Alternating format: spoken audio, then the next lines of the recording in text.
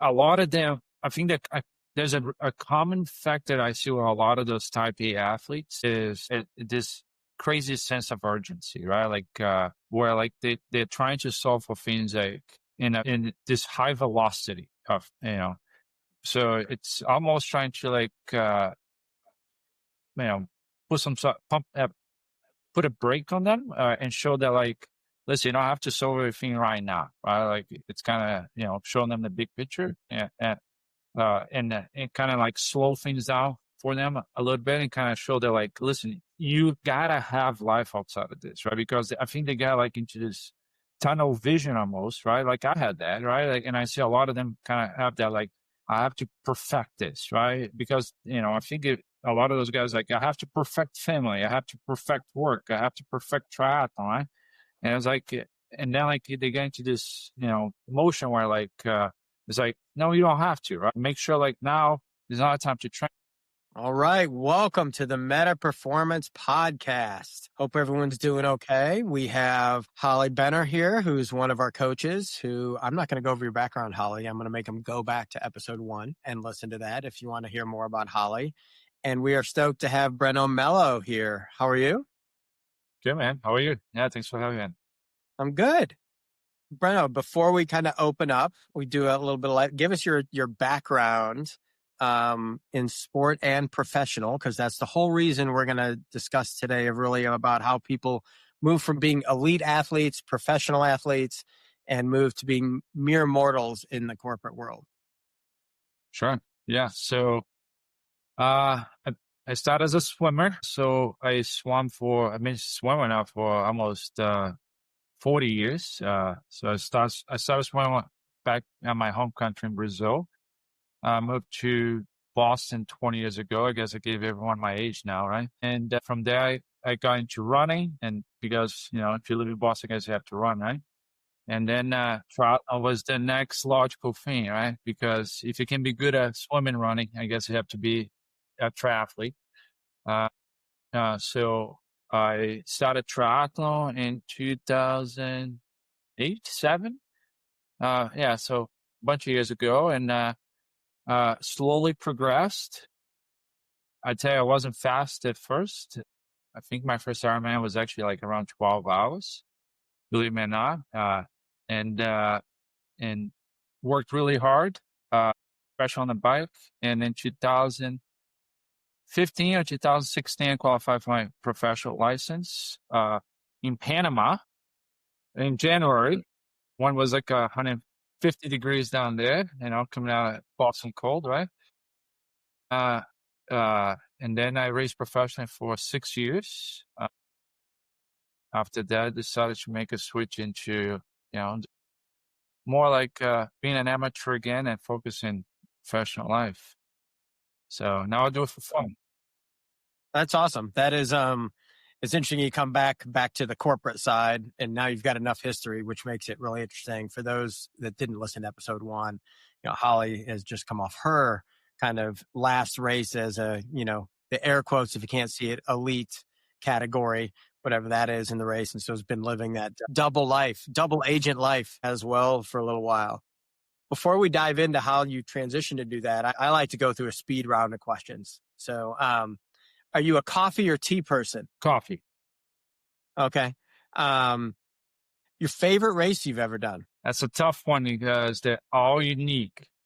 But I get that question a lot. And I think when I go back to, if for a triathlon race, that's controversial, right? But I'm going to say every race I've done in China, I really love racing in China. And I tell you, I love racing in China just because it was like so bizarre, different from anywhere else I ever worked. And they care so much about the races there, right? That our government run.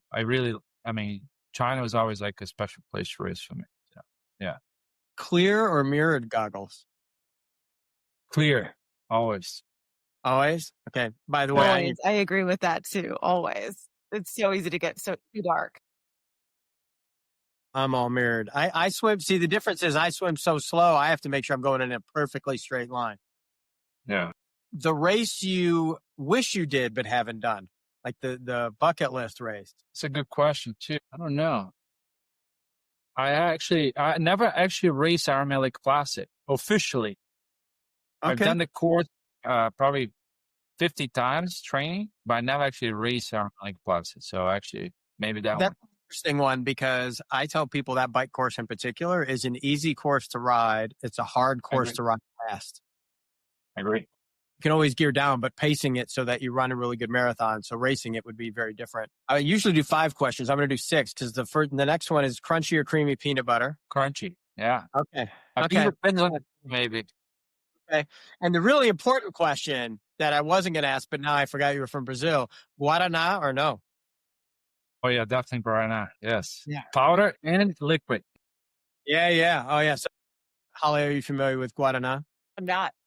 So it's a beverage and it tastes unlike anything else and it's Brazilian. And so when I work in corporate with this Brazilian company, every time they come to the US, weirdly, a couple of them pack me Guaraná because it's hard to Nice. find up in the Northeast. Yeah, but it's a very distinctive flavor. There's nothing like it, I don't think, in the US, right, Breno? No, it's a fruit. So they make a pop, a soda in Brazil with it. It's the biggest competitor of Coke in Brazil, right? So it's a big joke, big marketing competition between Coke and Guaraná in Brazil because they keep saying because Guaraná comes from a fruit. They keep saying, they keep joking, it's like, where's Coke really come from, right? Yeah. It's Yeah. not I've been to Ecuador and they have guanaba, which sounds similar but totally different. Okay. Red berry, like a little red berry. Oh, have not had that. So let's pivot to the real reason I wanted to get you two together is at one point in time, Brenda, you were full in. So I'll start with you and then see Holly go. What was the biggest changes or the biggest adaptations as you moved from being a professional to having a day job and still having a hobby? I think it's accepting that your body is going to change and your pace is going to change. So I think it starts with acceptance. It's the first one, right? Yeah, like you're going to go out for a run, and I mean, I was actually telling someone yesterday, now I hop on a treadmill and 7-minute miles hurt, where before I was like, a breeze. So before I would have warmed up at like a little 6, right? Like now, like 7, I'm like, choking myself, right? So I think it's kind of accepting that and actually enjoying that, right? That's nothing wrong with that, right? So I think the number one's that, and actually enjoying that. There's nothing wrong with that new lifestyle. Did you take a gap? I'm kind of curious because Holly's probably in this space now. Did you take a gap between when you went from being a pro to corporate, from doing any racing or training? I did. Yeah. I didn't race. I didn't race at all from in 2014. 13, I still raced. 14, I didn't race at all. Yeah. I didn't race at all in 2014. Yeah. Did you train? Yeah. Yeah, I trained. Yeah. But that's the other thing. The volume of training, it was another big difference, right? Like, be able to like go from like training like 500 hours a year to training, I'm not going to say, but not as much. Not many. Not many. It's a shift, right? So, and in going out and, not talking just about triathlon and sports in every dinner conversation, right? It's kind of shifting mindset, right? And being okay with that, right? So. And Holly, would you agree? Like it was at the shift you're seeing? Because you've got a little different thing. You did I call it a slow roll. You kind of like you've had a corporate job while you were being an elite athlete, which is a little different. Yeah. I mean, I think I was only all in triathlon for 4 months and I just hated it because I can't train 10 hours a day. So I definitely wanted to develop my career as just something else to do with my time. So I was always a full-time professional athlete, a full-time employee and a professional athlete at the same time. I actually performed my best when I was like that. Therefore I didn't take a break. Like really everybody that I worked with had no idea because I largely kept it very separate. But going from triathlon to ultra marathoning or marathoning was a slow roll. I would say about a year and a half where I was like, oh, I'm actually still getting faster. I mean, I literally have PR'd every single distance. I just keep getting faster. I wish it wasn't that way because it kind of keeps you on the hook, so to speak. but it went from just doing what I was good at to doing what I enjoyed. And that was really fulfilling for me. I think it's interesting hearing you guys say that, because I know when I went from, I'll put it in the first kid. Hopefully they're not going to blame, but Breno, that when I moved from, I won't say when I was racing pro, it was, maybe before you were born, Breno. But it actually didn't bother me so much going to corporate. I felt that was natural. I struggled more mentally and didn't do what you just said, Breno, accepting when I had the first kid, because there came a natural lack in volume and time and whatever. And then I got slow and I got really flustered. Like I had just not a fun year. I mean, from the outside, it looked like I was fine, but I was not okay with it mentally. And I think that's a super hint about almost having a meeting with yourself about what are the new expectations, because I was unhappy with racing. What were there any mistakes you made, or, as you kind of moved from moving, or things you wish you could do over? Cause if we had a time machine, anything you wish you could do over in the migration going from professional to corporate? Yeah. I mean, there were days that like I still believe I could do what I was doing before, right? And then you realize you can't, right? Like because you don't have that volume in you anymore. Like, so there were a few times I'm just gonna go for a 100-mile bike ride, and would have been sore for 2 weeks, right? So you just gotta understand, like you gotta respect the machine, right? Because you're not only getting slower because you're not training as much, you're also getting older, right? Because those two things are happening at the same time, right?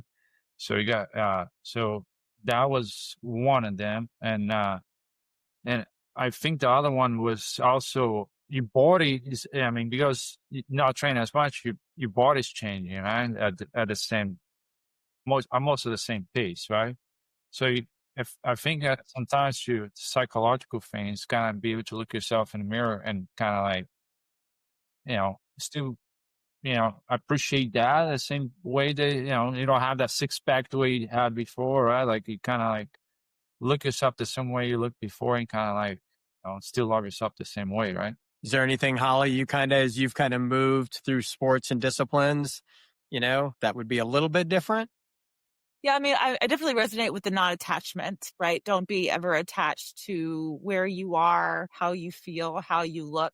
Much easier said than done. That attachment can lead to suffering when we want to white knuckle it and keep it in place, but nothing's permanent, nothing's perfect, nothing's personal. It's a Buddhist tenet that I come back to that brings me a lot of peace. But just to know that identity is fluid, but that doesn't mean it's easy to be fluid and to change. And Sean, you very quickly brushed over that year that you referenced, but I could just tell from what you said and how you said it, it was really challenging. And so I'm kind of curious, what did you learn about yourself moving through that year where it looked like you had it all together on the exterior, but interior, you weren't happy, like you said? Yeah, I personally have taken, and then we'll transition into like how you're dealing with athletes, is I kind of take about this time of year or before I go to the next off season, hoping I don't change too much between them, what the goal is based on where I'm at now. And basically, when I mean where I'm at, like where am I at? No one else is racing the same as me, with the same number of kids in the same number of places, with the same number of jobs, whatever. And then I set my goals based on that. And I think I just hadn't done that. I think it's interesting, Breno says, as you get older, because, if you've been around the sport for a long time, one of the difficult things is there's no PRs to chase. Like I will never touch anywhere near, where I was before. And so how do you set yourself up to be happy for the next year with that bar? And so I think that was really the crux of what I was trying to get at with you guys. Like, how do you, right? I thought you said, Breno, like it's really important to reset that bar, to have that happiness. Yeah. It took me a year. It actually took me, my wife to, give me a good swift kick in the ass, to do it, kind of thing. And I think what really made that year tough is at the time of the group I trained with, I was the first one to have kids. And so I was a sample size of one. I didn't get to see anyone else go through that. And they were, I wouldn't say unforgiving, ununderstanding, of Right. how different it is having kids and trying to train. So it is, I think, taking that step back, which is probably just the common thread of like, how do I stay happy over the long period of time? Mm-hmm. That you can't do everything 100% of things 100%, effort. I would say you guys moving from elite athlete status, like that bar, probably where a lot of us look at aging and say every year, what's going to be my goal next year? That's like a cliff. I think Breno, you talk about like you just took a cliff. So I think it was Right. interesting. Did you take the year off on purpose to kind of deal with that mentally and basically say, I'm going to go be a mere mortal over here for a little while and I'm going to take that cliff, or did it happen naturally? No, it happened naturally. For me, like I remember exactly when I was starting to get burnt out racing professionally. I remember exactly the race I was in, right? Like where I was like, I don't want to do this anymore, right? Like I knew it was like, okay, this is it, right? Like I realized like if it's not fun anymore, what am I doing here, right? And then I realized like it's time to transition, right? Because I think I was racing a little bit of maybe too much. Uh, and then that's when I like, okay, if I'm not having fun, it's time to look for something else. So, and work started picking up. So it was a kind of like, maybe like work kind of to fulfill the space, you know, and I have the personality of like any athlete, right? Like, obsessive personality is like, now that I don't have that thing taking over all this time, I just gonna make this other thing take over all this time. So that kind of, you know, so that kind of worked on that way. Well, let's transition as you guys coach athletes, because I think the thing is, I think Breno, if you haven't heard Holly talk about it, she talks about how do you have these obsessive consult. It's called, what do you call them? Type A plus. I don't want That's to right. Yeah. type A plus type individuals. How do start with you, Breno, and then Holly, just pick up if you can. That way I don't have to get in the middle of it. Is how do you coach and deal with them to make sure they're still happy? Because the problem with type A plus people is they want to do everything to the best possible of their ability, and there's only so many hours and so much capability. So how do you deal with that in your coaching methodology? That's a good question. I think that a lot of them, I think that there's a common fact that I see with a lot of those type A athletes is this crazy sense of urgency, right? Like, where like they're trying to solve for things like in this high velocity of, so it's almost trying to like, you know, put some pump, put a brake on them, and show that like, listen, you don't have to solve everything right now, right? Like it's kind of, showing them the big picture, and kind of like slow things down for them a little bit and kind of show that like, listen, you gotta have life outside of this, right? Because I think they got like into this tunnel vision almost, right? Like I had that, right? Like, and I see a lot of them kind of have that, like, I have to perfect this, right? Because, I think a lot of those guys, like, I have to perfect family. I have to perfect work. I have to perfect triathlon, right? And it's like, and then like they get into this, motion where like, it's like, no, you don't have to, right? Like make sure like now is not a time to train. Like focus on your family. Right? So, I give an example. One of my favorite coaches I ever worked with, every season, that I would have go into off season, he would have make me gain 10 pounds because I would have go into like, race weight, right? And I thought every athlete that would have kind of be in the same situation, I would inflict the same, process, right? It's like, for you to come back in the next season, I want to see you gain 10 pounds, whatever was the weight, that, matched, that profile. So it's like, for you to come back, I want to see you gain weight, right? And people would have struggled with that, right? Because like, I don't want to gain weight. But it was like, is that mentality for you to have the next season, you have to have an off season, right? Yeah, I'll jump in there. I've often said to my athletes, one of the best ways to get fit is to first get unfit, which is exactly what you're saying. You have to let the fitness go to build it back. And oftentimes, if you can be flexible with that, you can come back and supersede where you were before. But I definitely resonate with what you were saying about, people that want to perfect all aspects of their life. They are type A. They're type A plus, as I like to say, because they like to get after and achieve success and excel in all aspects of life. And it's easy. I think it's easy for us to identify or to see those patterns and those traits and those behaviors because we also have those tendencies, or we used to, really just steep in those tendencies of frankly trying to control everything that's controllable, maybe to the detriment of yourself, maybe even to the detriment of performance, right? definitely to the detriment of enjoyment. And so I think it's, one of the reasons why I love to coach is I want to help save people from, the fallacies that I fell into. Even though I was coached, my coaches weren't always having conversations with me on my life outside of sport. They saw me in the 20, 25, 30 hours a week that I was training and would have no conversations on me about my family, my relationships, my work. Even though I was a full-time employee, it would not even register. It's definitely learning a little bit of what worked for me and what could have been better into my approach and how I work with athletes, because we only have one life to live. All that we have is the present moment.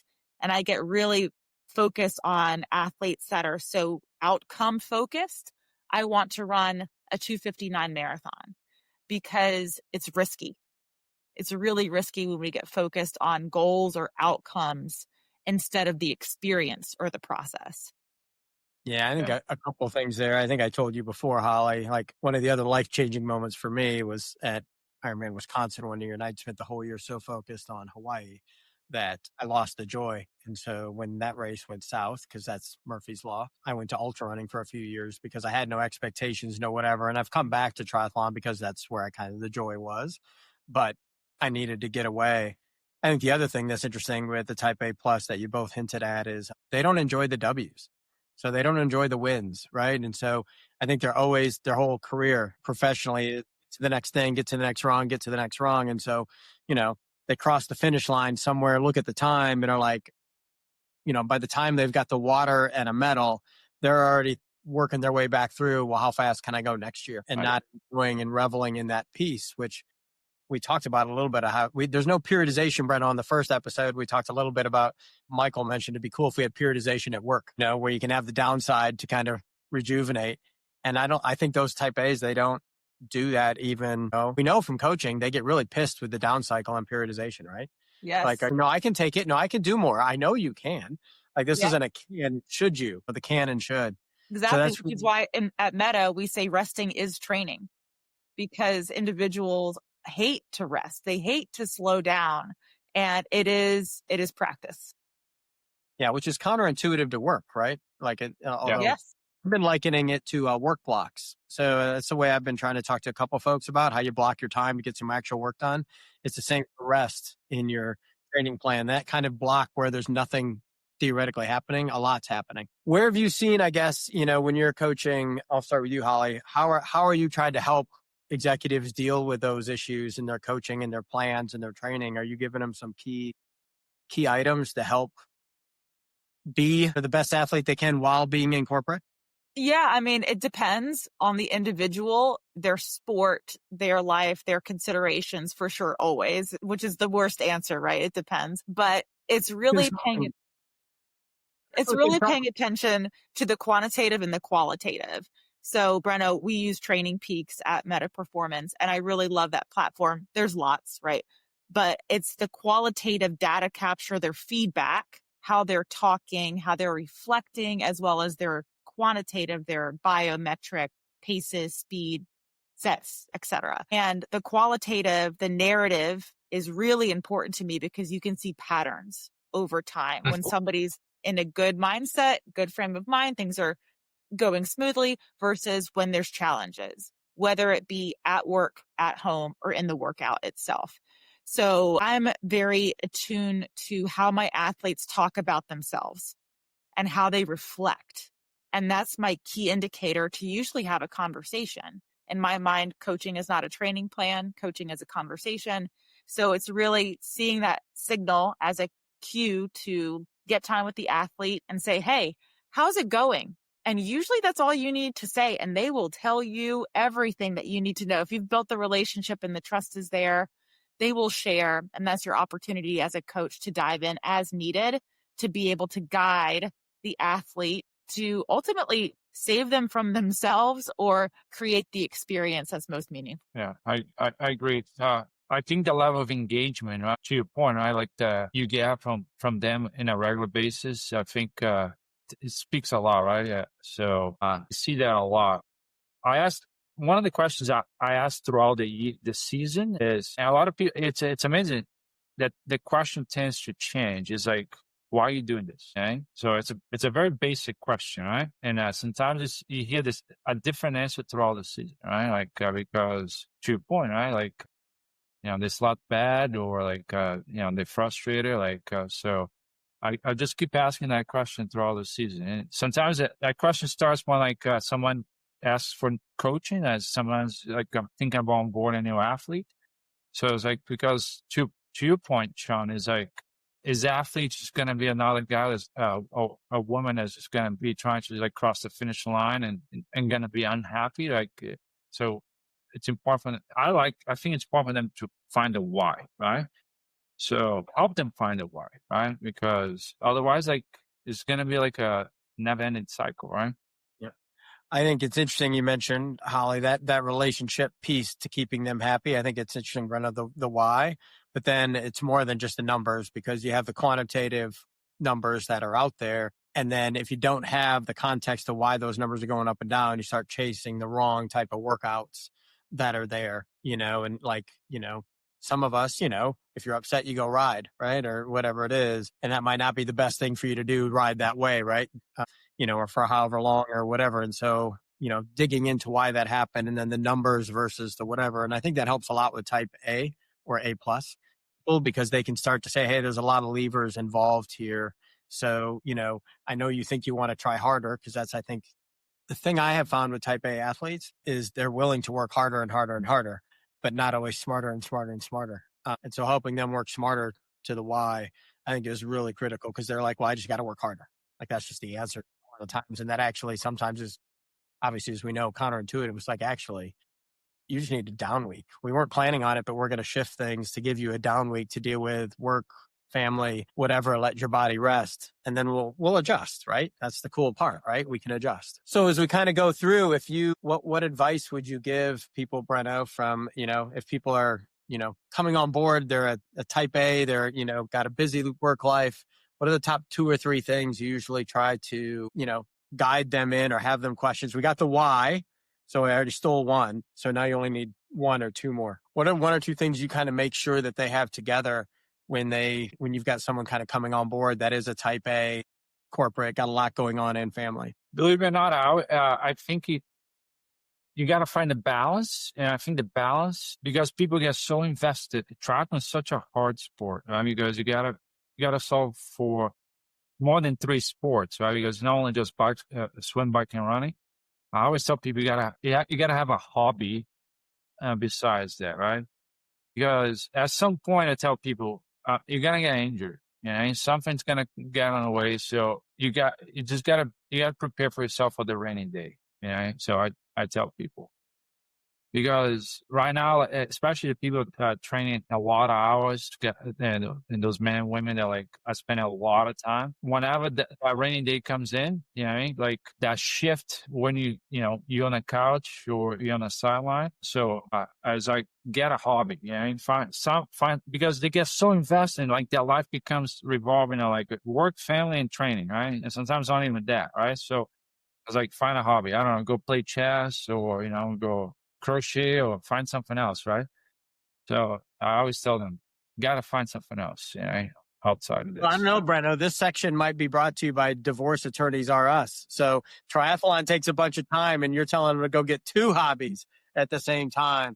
It's similar. I've told them before we go, I tell people to find some books. Like, I jokingly married to a librarian now. Like, it's find some books. So if you want to stay in the same hobby, chess doesn't cost much either, because we know triathlon is expensive. But that is a good one.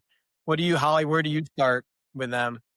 Gosh, I haven't thought about like other hobbies, because frankly, there's only so much time in a day. And I always like to say that people are task heavy.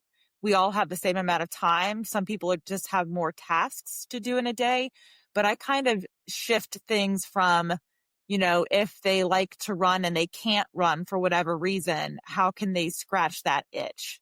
So is it mindful meditation, walking outside? Is it, volunteering at races where you're in community doing that thing you want to do? So it's more of like a creative approach for, again, it depends for the person, for the reason, but it's always good to be well-rounded because it's protection in essence. It is always risky to have all your eggs in a basket. And we're talking about triathlon, but truly in an identity basket. All in as just a CEO, all in as just an executive, as a business owner, because when you go all in, yes, you can get great rewards, but it's very risky. Yeah. I think I approach when someone's new a little different when they're type A. I give them the volume of sessions based on what they want to do and tell them to get those sessions in, but I don't care if they're 1 minute long. Mm-hmm. Because what ends up happening is, if they set a goal and then you're like, well, let's just get the sessions, they can get their systems in place, but they start to figure out really quickly, can I really get, 3 swims, 5 bikes, 4 runs in or whatever, because of their goal. And they're pretty smart. They'll come back and be like, I can't get this in. And you're like, okay, well, I gave you no amount of time. Like 5 minutes is the minimum for each session, but you can't get everything done. So now do we readjust our goal so that they do enjoy the W, based on their life and whatever. And then we back into the goal because it is like, it's interesting, Breno, there's like 5 disciplines to triathlon. There's the obvious 3. And then there's nutrition and then just scheduling. Scheduling is like a whole nother. Your race weekend's the easiest weekend ever. They just give you a schedule and you just go, crap. It's the other time. Right. This has been awesome. So I do have a question. I have a follow-up question for Breno. I'm curious if you struggled at all with the identity shift from professional athlete to no longer professional athlete, insert whatever title. Was that a pretty quick, like, oh, I'm just no longer having fun? You kind of alluded to this earlier. It's just no longer fun. And if it's not fun, what's the point? Or was that a process for you? Well, the answer to that is fortunate and unfortunate. So the year that I qualified for my professional license, I was diagnosed with like a disease, right? So like literally January, when I got my professional license, a few months later, I was actually training for Ironman Lake Placid. Like I was like at the end of the block, and out of the sun, like I showed up with like 7 tumors on my knee. Right, so went on sideline and like it's a long answer to your question, but essentially that's how I learned this skill the hard way, I guess. But I almost saw that, like the doctors told me like you're never gonna race again. Essentially, I had surgery. They removed 7 tumors out of my knee, and the doctor's like, you're probably never gonna race again. Like this thing could like be you might have to have surgeries every year. So luckily for me, it has been stabilized. I never had a second surgery. I still have tumors on my knee because they never removed them all, because otherwise I made a massive surgery. But I was was crazy, right? Because you went from like, racing and everything to like not knowing what was going to happen next. But I was on a couch for, I don't know, 6, 7 months. And I went from being the fittest of my life, and I couldn't make a pedal stroke on a bike. So on that time, that's actually how I got into coaching, because until then I had not coached before. My first coaching experience was I coached the BU triathlon team, because that was my first coaching experience as being coached. So I went backwards right in time as a grown adult, because to your point that we discussed, right, I was kind of like, okay, how do I give back, right? And that's how I learned that skill, right? Like, because I was like, and now like nowadays was a lot easier because it just, that was such a hard thing for me back then. I was like, okay, well, now it's like, I know how to cope with that. Not saying that people have to go through that, but that's how I learned the process. Wow. I know. What's the best way to end a podcast? No. Holly, are you kind of like, you're going through that like last elite race thing? How have you felt as that's kind of been the last one? Well, in theory. With triathlon, where I would say like I was actually good for it, it was definitely a process of like, do I enjoy this? Is the juice worth the squeeze? It takes a lot of time to compete as a professional triathlete. And it really does seem like the people that do better are the people that spend so much time. And then the time that you're not training, you're recovering. And again, I'm a full-time professional. So I was just not happy being so tired so often. I was just tired all the time. I was still performing. I retired when I was my most competitive. I had the highest PTO rank and I retired. It wasn't because my performance was going backwards. It was because I literally didn't want to do it anymore because it wasn't fun. So in this like swan song era for me of marathoning, elite ultra marathon, this is just like icing on the cake. So I have much more, I would just say, experience in the identity shifts. And now I'm like, hey, not my preference, not the way I want to continue to spend time. There's lots of other sports even. So it's much easier this go around for sure. Yeah, I think that identity is interesting that you said hobby, Breno, and like we've seen this with people who are only a CEO or only that's their identity. And so I sometimes just ask people, tell me about yourself.